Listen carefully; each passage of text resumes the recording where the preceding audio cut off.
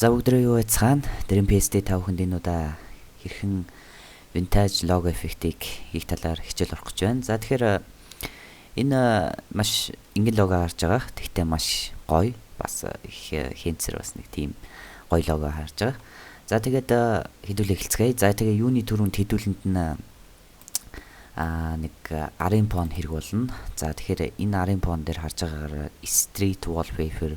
За би нэг зөв энгийн байдлаар навж үзсэн шууд. Тэгтээ та нар шууд энэчнээс нь татаж аваад тэгээд бас дайжгүй гоё харагдуулах аргыг би та бүхэн заах болно. За тэгээд юу ч энэчнээс өөрийнхөө дуртай ямар ч хамаагүй wallpaper-ыг аваад за тэгээд хэдүүлээ эхлэе.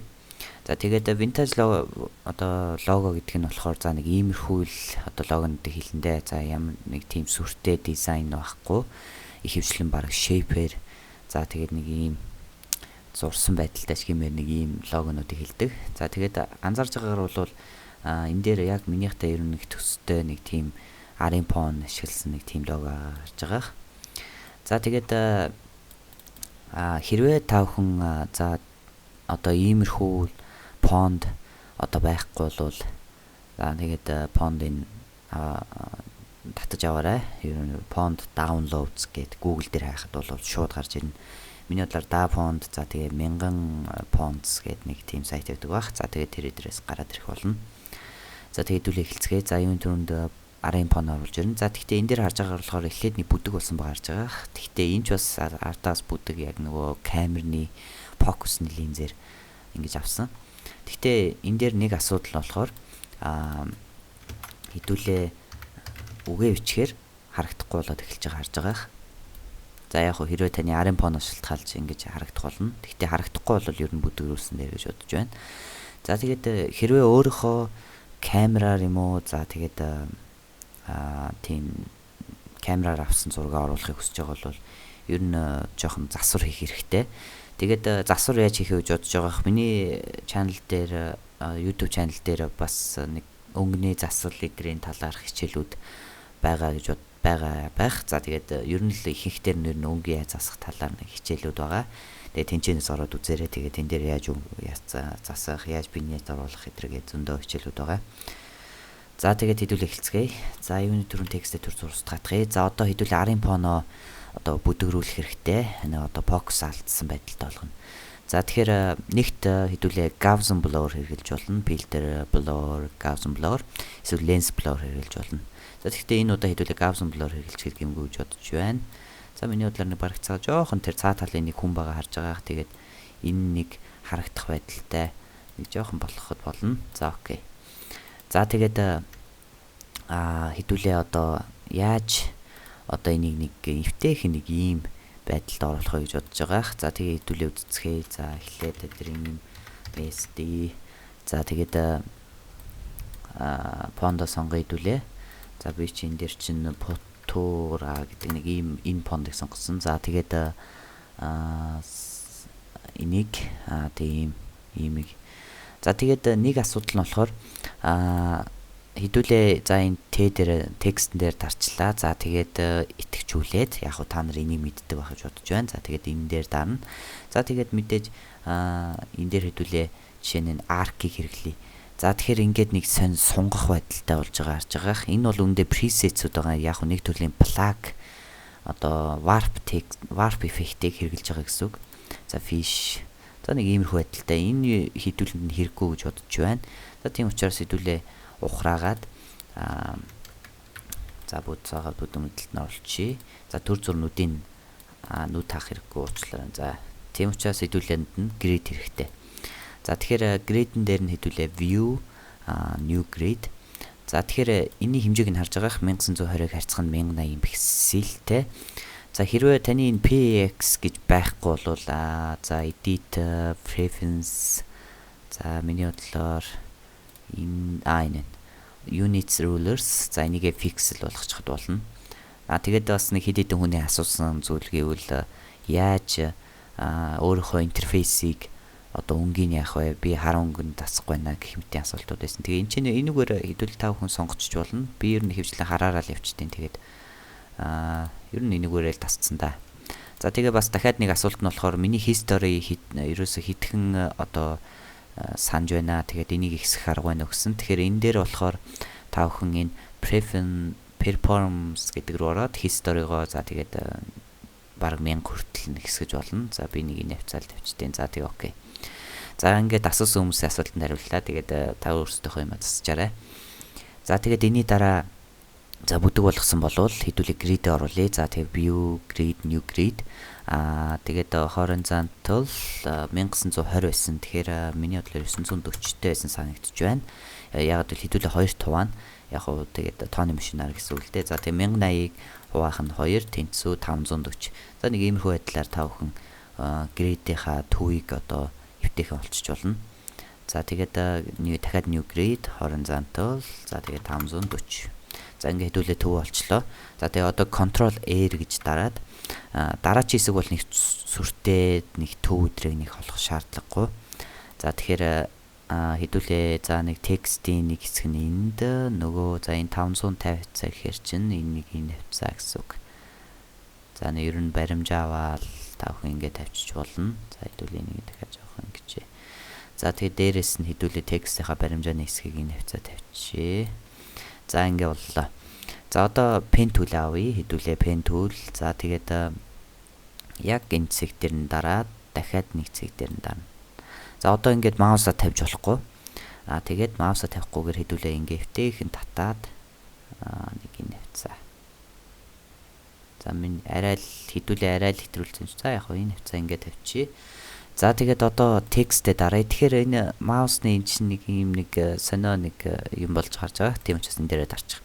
За одоо хэдүүлээ Dream PSD гэж бичих юм бол яг ямар ч одоо текстэнд warp effect одоо текстний нарийн бүдүүнийг одоо хэмжээ алдуулахгүй оруулж харж байгаа. Зөвхөн хэдүүлэнгийнх нь саяны pen tool-ийн зураасын дагуу одоо текст явуулна гэсэн. За тэгээд энэ character-ийн хэсэг рүү ороод за энэ хэсэг байхгүй бол ер нь би та бүхэнд нэг арга хэлж өгье. За тэгээд миний энд хэрэгжилж байгаа за жишээ нь энэ action за эсвэл энэ character ч юм уу за нэг иймнүүд байхгүй бол Windows дотор ч ингэж байгаа шүү гэдгийг хэлмээр байна. Ер нь ямар нэг хэрэгсэл чинь байхгүй бол Windows-ийнхоо энийг шалгаж үзэж байгаарай. За тэгээд хэдүүлээ юуны төрөнд за хоорондох зайгийн жоохон ингээ за болсон.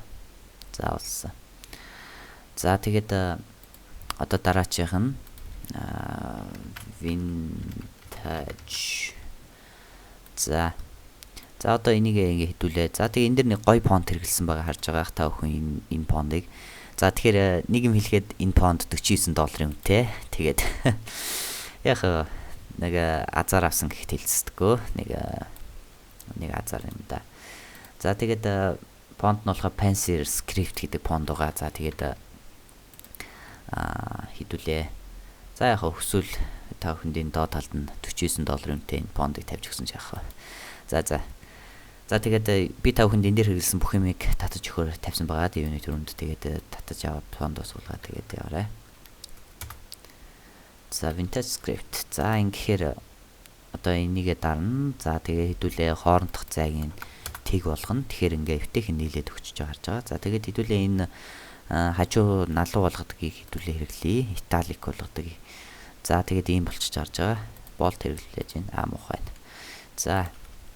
За тэгээд хүмүүсийн нэг зарим асуудаг зүйл нь болохоор яаж фонт суулгах вэ гэдэг нэг асуудал байдаг. Тэгээд фонт нь болохоор C-ийн Windows-ийн fonts.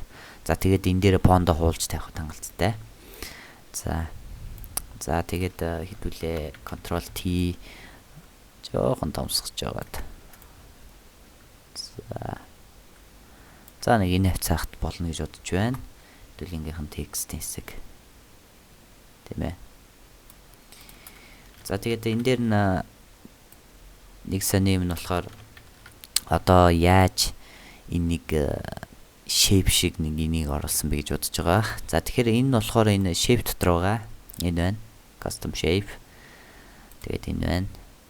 За тэгээд энэ дээр бүгдийг all гэж оруулаад за тэгээд өөрийнхөө shape-ийг оруулж болно.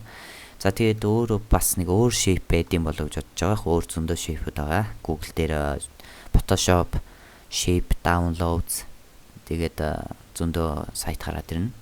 За тэгээд энэ дээр яаж тэр татснаа оруулах вэ гэхээр энд байгаа харж байгаа load shapes эсвэл энэ replace shapes. За энэ байна.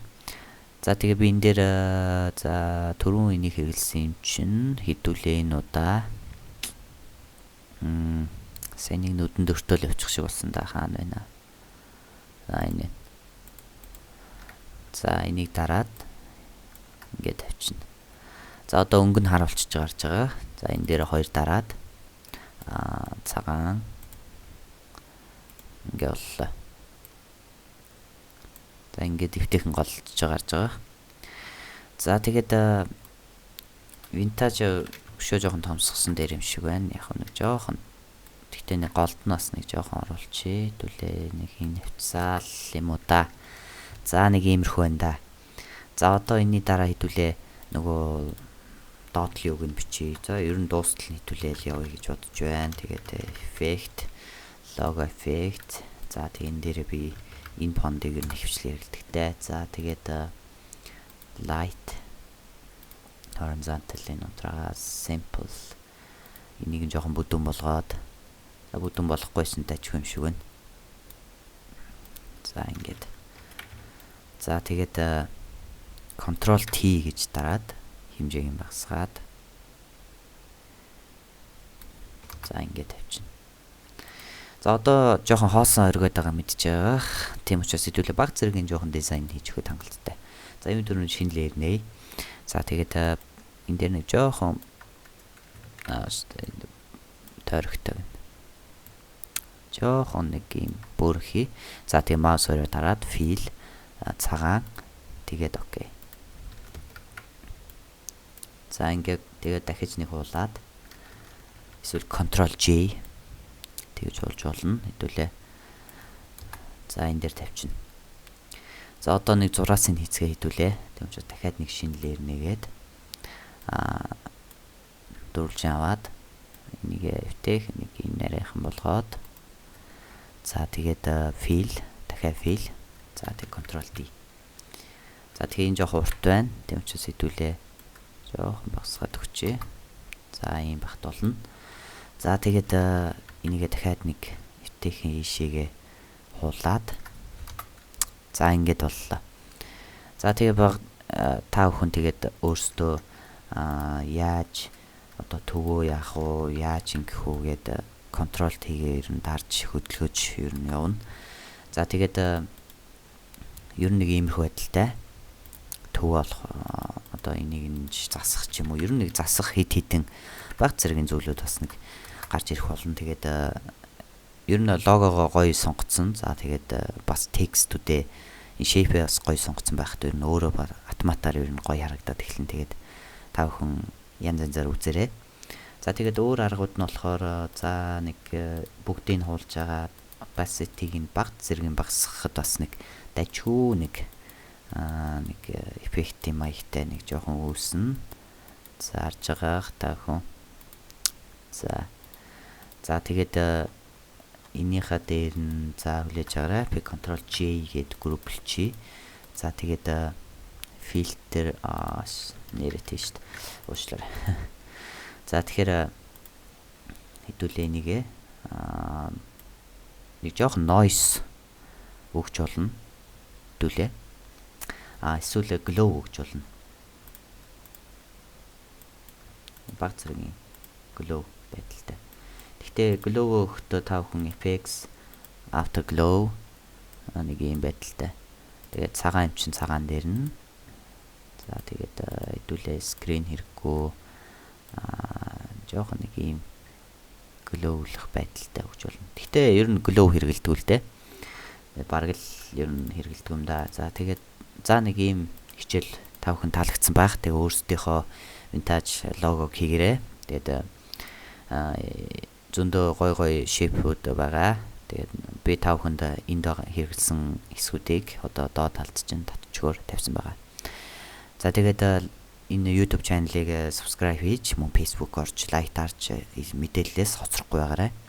За тэгээд мөн найз нөхдөөлж тэгээд ер нь жоохон тусал дэмжиж байгаарай. За тэгээд энэ өнөөдөр хичээлийн түрүүд өндөрлөлөө. Тэгээд та бүхэн таалагдсан байх. Дараагийн хичээл хүртэл түр баяртай.